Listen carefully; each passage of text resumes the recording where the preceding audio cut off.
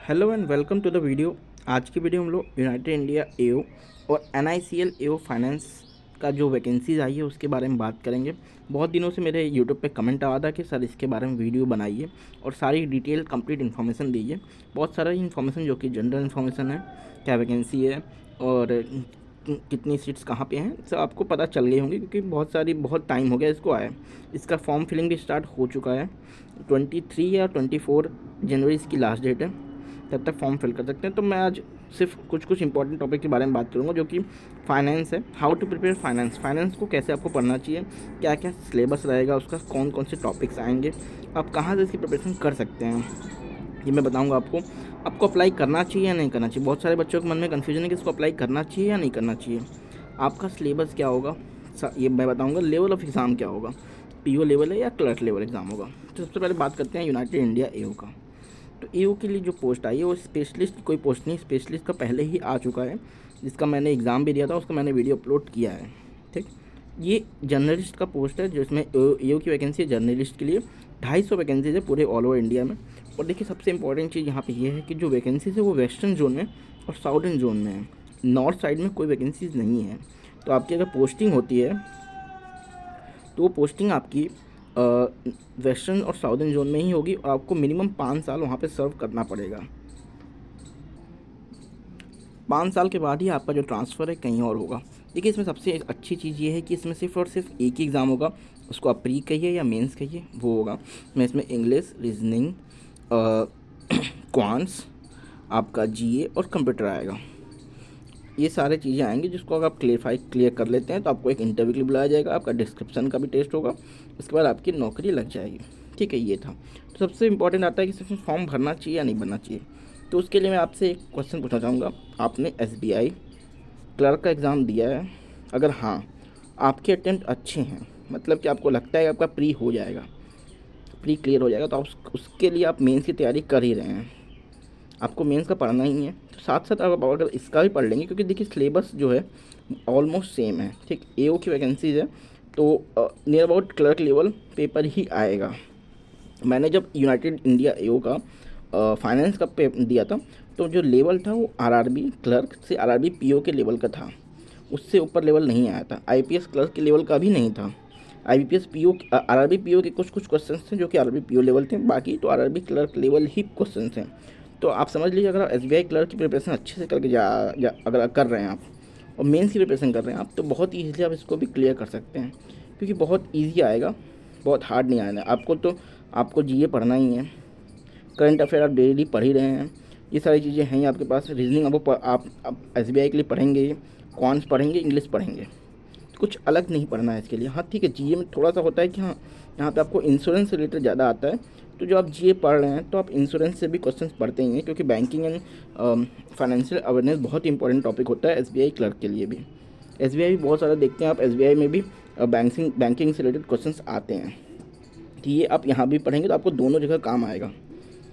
तो अगर आपका एसबीआई क्लर्क अच्छा गया है तो ज़रूर आप इस फॉर्म को ज़रूर भरिए, क्योंकि आपके दो एग्ज़ाम्स इससे क्लियर हो जाएंगे। एसबीआई क्लर्क तो आपका होगा ही होगा, साथ में आपका यूनाइटेड इंडिया के भी चांस बन सकते हैं। ठीक है, तो ये रहा आपका यूनाइटेड इंडिया का। कोई भी डाउट होता है आप कमेंट बॉक्स में कमेंट करिएगा, मैं कोशिश करूँगा उसको सॉल्व करने का। अब आप बात करते हैं सबसे इंपॉर्टेंट एनआईसीएल एओ फाइनेंस। देखिए जर्नलिस्ट का तो सब लोग बात करेंगे, जर्नलिस्ट के इतने पोस्ट हैं और इतनी वैकेंसीज़ हैं, क्या तैयारी करनी चाहिए।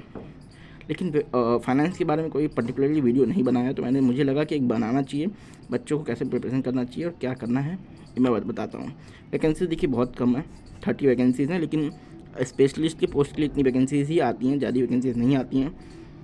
तो सिलेबस की बात करते हैं। सबसे पहले बेसिक्स ऑफ फाइनेंशियल अकाउंटिंग। बाकी देखिए सबसे पहले जो क्वांट्स, रीजनिंग और इंग्लिश का सिलेबस है वो आपको हर जगह से पता चल गया होगा कि हाँ ये सिलेबस है, ऐसे आएगा। लेकिन मेन आता है सब्जेक्टिव नॉलेज जो कि फाइनेंस का है। अगर आपका बीकॉम है, एमकॉम है या आप सीएस हैं तो इस फॉर्म को भर सकते हैं।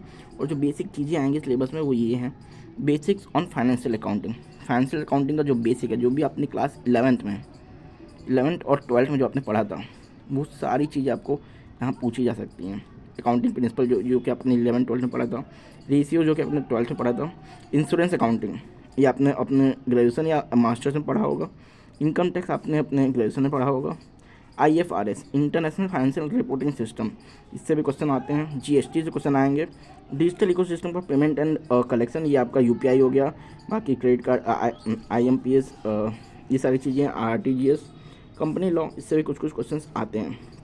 ये पूरा टॉपिक है, इससे क्वेश्चन पूछे जा सकते हैं। ये जो मैंने सिलेबस लिया है, ये जब मैं यूनाइटेड इंडिया AO का फाइनेंस का पेपर देने गया था तो सेम यही सिलेबस था, उन्होंने अपने वेबसाइट पे सिलेबस डाला था। तो अगर इंश्योरेंस का पेपर है तो यही चीज़ें आएंगी, देख सकते हैं आप। एक इंश्योरेंस अकाउंटिंग भी एक चीज़ है जो कि इंश्योरेंस का पेपर है तो ये भी आएगा ज़रूर, इंश्योरेंस अकाउंटिंग। तो ये सारी चीज़ें हैं जो कि आपको पूछी जाएंगी। तो आपको कहाँ से पढ़ना है, देखिए सबसे इंपॉर्टेंट चीज़ आता है हाउ टू प्रिपेयर, कहाँ से पढ़ें। क्योंकि यूट्यूब पे अभी तक कोई भी मुझे ऐसे पर्टिकुलर कोई चैनल नहीं मिला। मैंने बहुत सर्च किया इस वीडियो को बनाने के लिए, मैंने बहुत सारे रिसर्च किए, बहुत सारा यूट्यूब चैनल देखा, सब कुछ देखा मैंने, बट अभी प्रिपेयर करने के लिए कोई भी पर्टिकुलर एक चैनल नहीं मिला जो कि बहुत ही ईजी तरीके से अच्छे से सारा चीज़, ये सब चीज़ों को कवर किया हो। तो आपसे रिक्वेस्ट है, देखिए यूट्यूब पे मिलने वाला भी नहीं है, कोई नहीं पढ़ाएगा। सिर्फ 30 वैकेंसी, इसलिए आपको लगता है कोई आपको सिर्फ ये सब पढ़ाएगा, तो नहीं पढ़ाने वाला है। तो आपको कहीं कहीं स्पेसिफिक कोर्स मिलता है तो ले लीजिए, वरना तो आप कोर्स नहीं ले सकते हैं। सबसे सिंपल है, मैं बता रहा हूँ।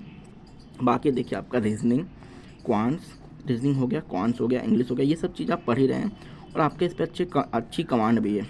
यही देखिए आपके लिए भी यही एप्लीकेबल है कि अगर आपने SBI का एग्ज़ाम दिया है और आपका अच्छा गया एग्ज़ाम, आपको लगता है पर प्री क्लियर हो जाएगा, और इस फॉर्म को भरिए। इसमें भले दो एग्ज़ाम हैं आपके, इसमें 2 एग्ज़ाम होंगे। एक प्री होगा जो कि बेसिक जो बैंक का पैटर्न होता है, क्वांट्स, रीजनिंग और इंग्लिश, वो आएगा। उसके बाद मेंस होगा। लेकिन इंश्योरेंस में एक चीज़ अच्छा होता है कि बहुत जल्दी इसमें होता है। ऐसा नहीं है कि लेट, बैंक की तरह लेट होता है, ऐसा नहीं होता है। जल्दी आपके पेपर्स होते हैं, रिजल्ट भी जल्दी आ जाता है। तो मैं बता रहा हूँ पढ़ना कहाँ से। आपको अगर फाइनेंस पढ़ना है, ठीक है, फाइनेंस मैं से बता रहा हूँ, आप 11th-12th की बुक्स ले लीजिए, जो कि आपका, अगर आप CBSE बोर्ड से हैं तो उसमें आपको मोस्टली चीज़ तो आपको कवर हो जाएगा, ठीक है। 11th-12th की बुक से आप पूरा जितने भी थ्योरेटिकल पार्ट है वो पढ़ लीजिए। 11th की बुक में ज़्यादा है, 12th की बुक में थोड़ा कम है, लेकिन 12th की बुक में भी है। रेशियोज़ वगैरह आपको 12th में मिलेंगे। अकाउंटिंग प्रिंसिपल हो गया, बेसिक ऑफ फाइनेंशियल अकाउंटिंग, ये आपको 11th में मिलेगा। रेशियो आपको 12th की बुक में मिलेंगे। इंश्योरेंस अकाउंटिंग आपको मिलेगा अपनी ग्रेजुएशन की बुक में। इनकम टैक्स आपको अलग से बुक ले लीजिए, वरना आपको आपकी ग्रेजुएशन की बुक अगर आप देखते हैं, अगर आपने अगर BCom MCom किया है तो आपको इनकम टैक्स भी वहाँ से मिल जाएगा। और ये इनकम टैक्स में मेजरली आपको डिडक्शन जो है वो पढ़ना है।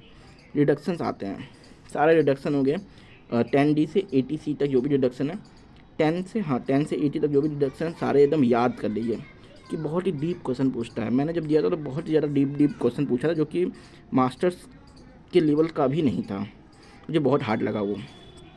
बाकी income tax, IFRS international financial reporting system, ये आपको पढ़ना पड़ेगा अलग से, आपको नेट से ढूंढ के पढ़ लीजिए, या तो आप कोई बुक से पढ़ सकते हैं। GST हो गया, GST आपको अपने ग्रेजुएशन में आपने पढ़ा होगा, नहीं पढ़ा तो आपको अलग से पढ़ना पड़ेगा इसको भी। डिजिटल इकोसिस्टम आपका ये मोस्टली आप अगर आप GA पढ़ रहे हैं तो उसमें भी आपको कवर हो जाएगा। UPI के बारे में होगा, मेजरली UPI के बारे में ही पूछा जाता है, क्योंकि UPI इस समय बहुत ट्रेंडिंग में है। इतना लिमिट बढ़ाया गया है इस समय, 1 लाख से 5 लाख कर दिया गया है हॉस्पिटल्स के लिए, एजुकेशनल इंस्टीट्यूशन के लिए, वो पढ़ सकते हैं। बाकी और भी अगर डेवलपमेंट होता है, UPI कलेक्शन कितना हुआ ये भी पढ़ना होता है। GST कलेक्शन कितना हुआ हर मंथ का, ये भी आप जरूर पढ़ के जाइएगा। कंपनी लॉ, इसकी एक बुक आती है, उससे आप पढ़ सकते हैं।